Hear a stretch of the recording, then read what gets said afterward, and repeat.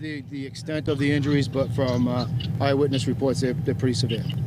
Pretty severe? Yes. At this point, what do you know about the cause and the origin? Cause and origin is under investigation by both Taunton Police and Taunton Fire investigators, and they're being assisted by the State Fire Marshal's Office right now. We do have Eversource on scene. They have shut the gas off in the area. Everything's under control as far as the gas is. They've checked houses in the area. Everything's good with that. Does there appear to be anything suspicious? Too early to tell. I mean, like I said, we have to allow the investigators to do their job, and then it'll be probably a couple days, if not longer, before they come up with a determination. And have you heard any indication that there was anything beforehand, any calls for service to the neighborhood, smell of gas or anything? That's being looked into right now. And we're hearing that it was a state trooper's house. Is that true? I have no idea whose house it is. No. Is this a multifamily? It is a three-family house, correct. Any challenges with responding here? Obviously, we're recovering from a blizzard. The roads are lousy. The streets are narrow. You know, it's, of course, yes. Is there a lesson for everyone in this, and that the fire hydrants were buried in snow? I don't have any reports of that right now. I mean, it's a little too early before we start looking at that. Obviously, after any snowstorm, City Hall, Fire Department, Fire Marshal's Office throughout the state has always asked people to go out and dig out their hydrants. I mean, yes. I mean, you know, we need help from our neighbors to find the hydrants and uncover them. Did you say it took you a while to find the boyfriend? State police located him, yes. Where did they locate him? I have no idea. But he wasn't here at the house? He was not here at the house. He wasn't at the hospital? Not that I'm aware of. So the mother and the child were here alone?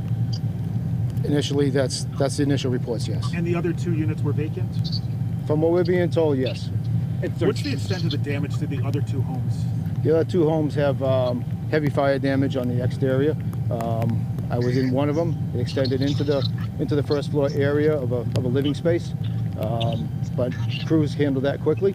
Did a primary search on the first floor, primary search on the second floor, and then Rainham Fire, when they arrived on scene, they backed up that crew and did a secondary search, confirmed that there was no one in the building. The building on the left-hand side of the fire building was vacant. We did a primary search in there, checked it out. It was determined to be vacant. And just to be clear, do you think the boyfriend was in the house at the time of the explosion, or I have no idea about just that. that he lives here? I have no idea about that. All I know is that he lives here. Okay. Is the house a total loss? Oh yes, yes. The house exploded. Is there any danger to the rest of the neighborhood right now? At this time, no. No danger. Like I said earlier, Eversource is here. They shut off the gas to that property. They've checked the neighboring houses. I'm told it's good. What is left standing, if anything, from that property? The 83 Plain Street? Yeah. There's nothing left standing. There's some 2x4s standing, but nothing left of the property to speak of. And it's a 3-apartment home? It's a 3-family apartment like the one behind you. And do you know how the mother and the daughter got out of the house? Were they helped out? When you got here, I guess, where were they? Were they already out of the house? I don't know that yet. I don't know that. When crews arrived, it's a heavy fire. The structure was fully involved. They're dealing with, you know, doing a search, trying to find people, protecting exposures all at once. Engine 3's crew under Captain Myers did a phenomenal job protecting exposures and handling the situation. How many people have been evacuated from their neighboring homes around that? I don't know how many people in the house on the right-hand side. It appears to be a 1, possibly 2-family house. I don't know the status of the house to the left. It's a house that's for sale. Not sure if anybody's living in it right now. Chief, in a situation like this, how does the investigation actually take place? The home is demolished, totally destroyed. We have a ton of snow on the ground here. I would imagine there's all sorts of debris possibly buried. Well, what I can do is I can have the state fire marshals, investigators, or my investigators come over and talk about that. What they normally do is they work their way backwards. They'll be checking the gas meter outside to see if there's anything that would indicate a gas leak. They'll be getting eyewitness reports, meaning tenants, if they're able to speak to us. They're just going to be doing some follow-up, and then that's what they normally do. Then they get into the building to find out where the fire started. It's currently snowing right now again. It's not as much as, of course, over the weekend, but how have all these conditions been helping you guys or making it more difficult for you guys? Well, like every community in the state, we're impacted by the blizzard. Police department's having trouble getting around town. We're having trouble getting around town. It is what it is. It's New England. We have snowstorms. We deal with it. Doesn't make it easy, but we do the job. We get it done.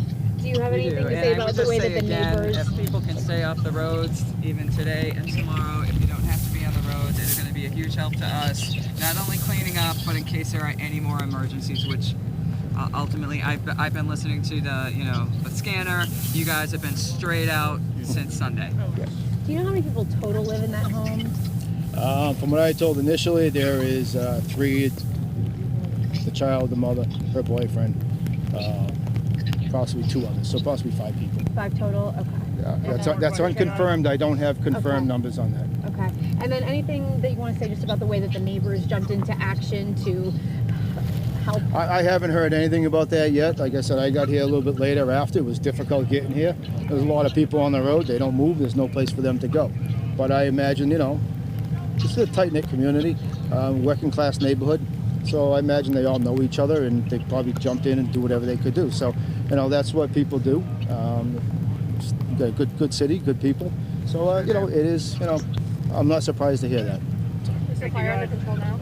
Oh yes, the fire is under control. Gas, like I said, everything's under control. Eversource has the gas shut off. We're good to go from Is the here. gas shut off to every house or just that one? I don't know how far down it's affected. Okay. If it is, they're going to work as hard as they can to secure that site and then to restore the gas to everybody else so we can get the heat back on and the electricity back on.